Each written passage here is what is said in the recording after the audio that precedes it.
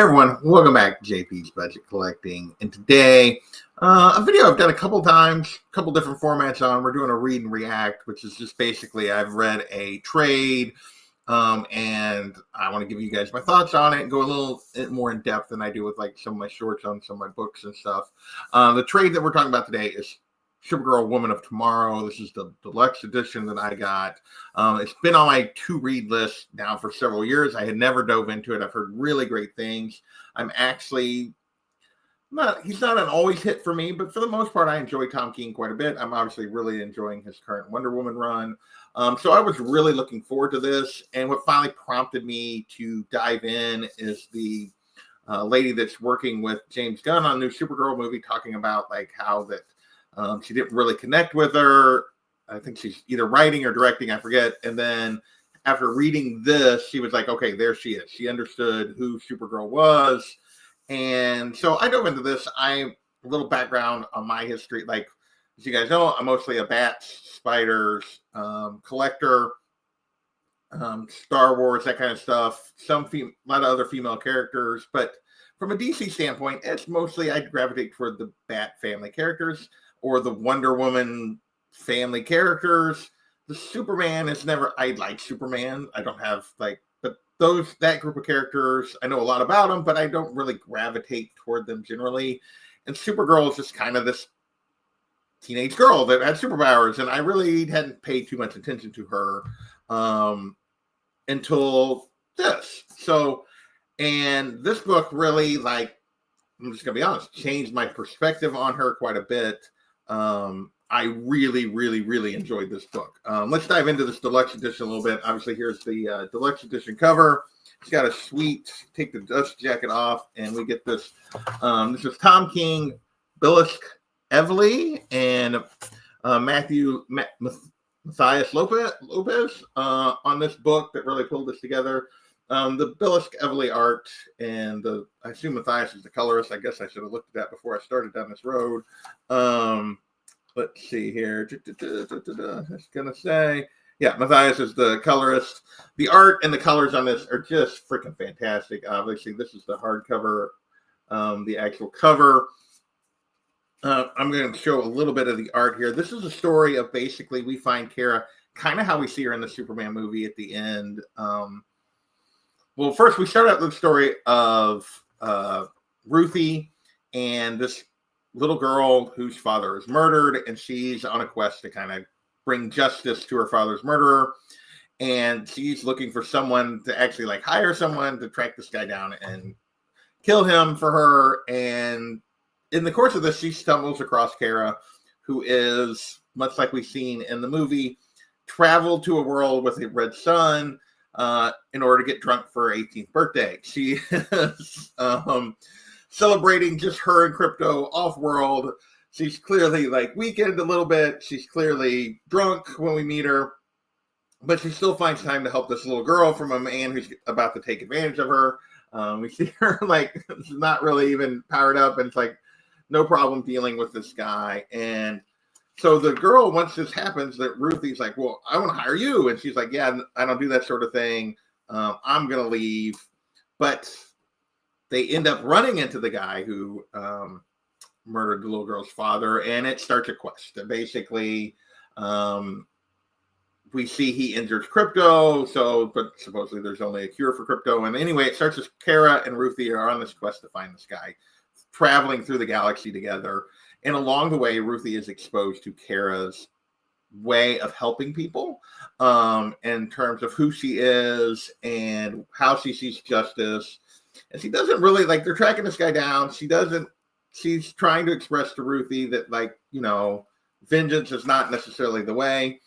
But, yeah, and we go through this whole story. Now, I'm going to show off some art. So, not a lot of double-page spreads, but the single-page spreads, I wanted to show a few of those off here. Let me get rid of that one now that I've showed it. But, like, just some just fantastic art here. Even the expressions, the art, the colors.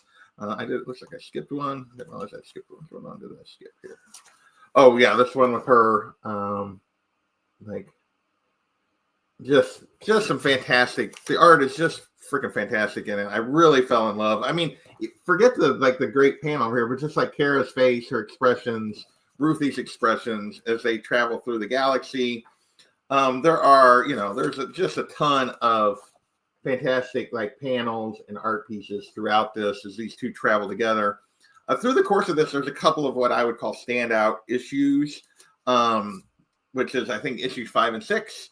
5 is basically they get trapped on a world with a green. Basically, a trap that someone has built for Kal-El, for Clark, has where it's basically a sun that's giving off kryptonite radiation on this world and trapped him there that I guess that he'd previously been trapped on. And he was trapped there for like 45 minutes before the Justice League saved him. And it was like the worst 45 minutes, the most painful of his life. Well, Kara gets trapped there for 10 hours and we see how she tries to persevere through it. And at the end, she's like, 45 minutes? What a little. And I love the way she talks about Clark throughout this. Like, she clearly cares for him, but he also clearly causes her tons of trouble. All these people that they run across, they're looking for revenge against Clark because he did something to someone or whatever, and they know they can't find him, so they try to take it out on her that she's constantly stumbling across. And just her whole like attitude toward him is just amazing. But we're going to continue with some of the art here. So that was issue 5. It's a really cool concept. It's a really well done issue. I think this is kind of the last of the like art concepts and stuff that I really wanted to show. But and then issue 6 is we get her version of her backstory, like a updated version of her backstory. And we've always known that Kara was, that she survived the explosion of Krypton in Argo City, and then eventually came later to try to look after her cousin when Argo City was destroyed. And we see this here. She watches, like, we always think about the tragedy of Kal-El and the Krypton, but he didn't know any of it. He was a baby. He never really lived there. He doesn't have any memory of it. She was a teenager. She grew up there. She had to watch her planet die. She had to watch Argo City die, not once, twice. So basically, she had to bury her people 3 times. And it shows the trauma and then she keeps going and how she like basically inspires Ruthie through the course of the story. It fundamentally for me, and I think I got like one last little art page, and obviously at the back we got, one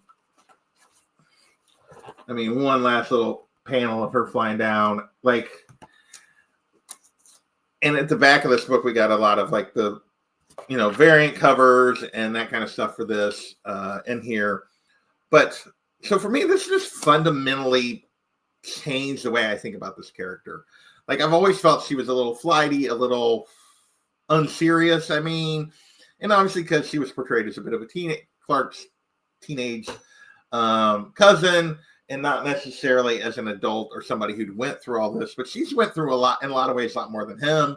She travels through space only to find the person she's been sent to take care of is actually an adult, and he tries to take care of her. And like the dynamic here is just really well handled. Like I said, it's fundamentally changed what I think about when I think about this character. It makes me really look forward to the movie coming up next year. It gets a 5 out of 5 for me in terms of this was just a fantastic read. One of the better things I think I've read in a long time. If you have not checked out Supergirl, A Woman of Tomorrow, I highly recommend it. The art is fantastic. The writing is fantastic. The story is really cool.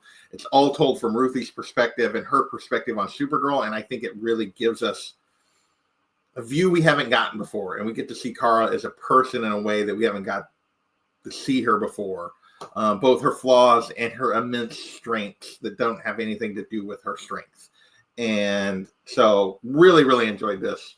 And yeah, so before I get out of here, we're going to do a quick thank you to my members. Appreciate all you folks for helping me keep the channel going and help me override the costs of StreamYard and that kind of stuff. Appreciate all of you. With that, I'm going to get out of here. I want to thank you guys for watching, and we will catch you next time. Later.